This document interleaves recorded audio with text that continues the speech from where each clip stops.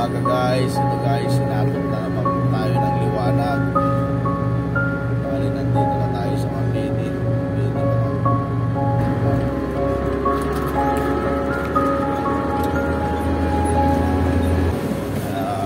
Magandang umaga guys. Ito, bali, umaga na pala ako. Ang oras na is 6:30 ng umaga. Bali, nandito na nga pala ako guys sa Mambini.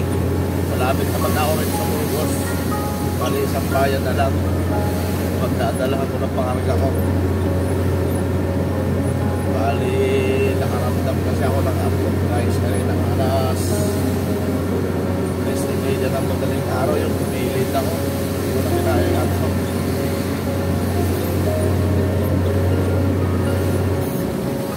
Guys, umaga tayo.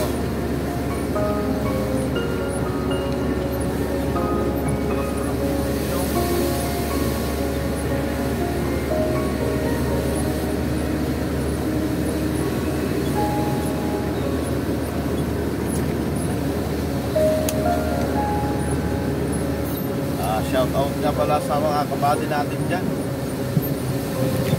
Visayas, Mindanao. Sa mga nasa malalayong lugar din, tulad ng mga OFW. At dito tayo pag-ingat. Bye.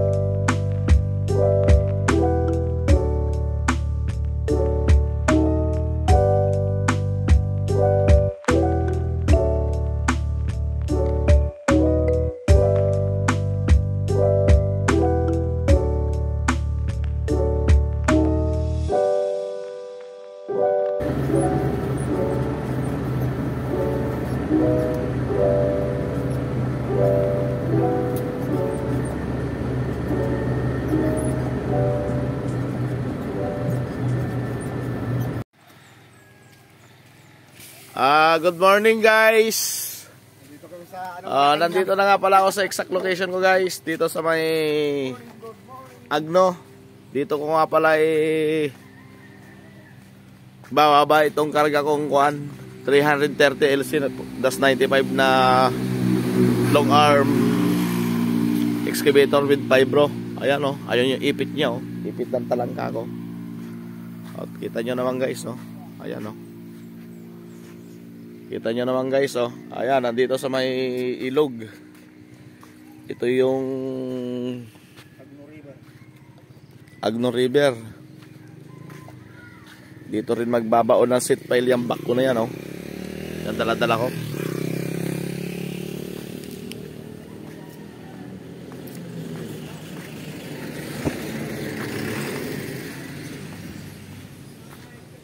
Yan guys.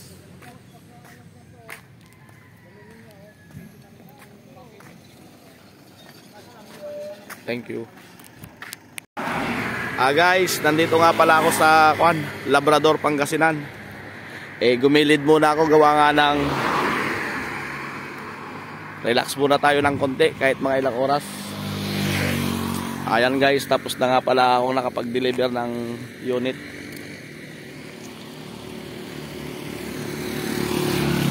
Bali, pupunta nga pala ako sa guys, sa gilid ng dagat. Magre-relax muna. Tol, ano masasabi mo, Tol?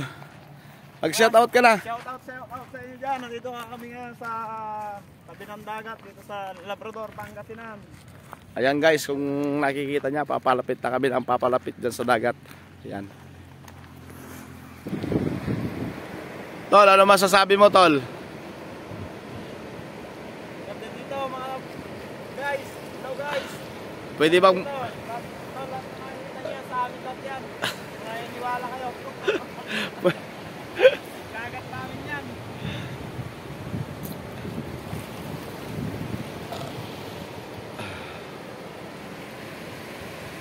Ito lang ang kagandahan sa mga driver minsan guys.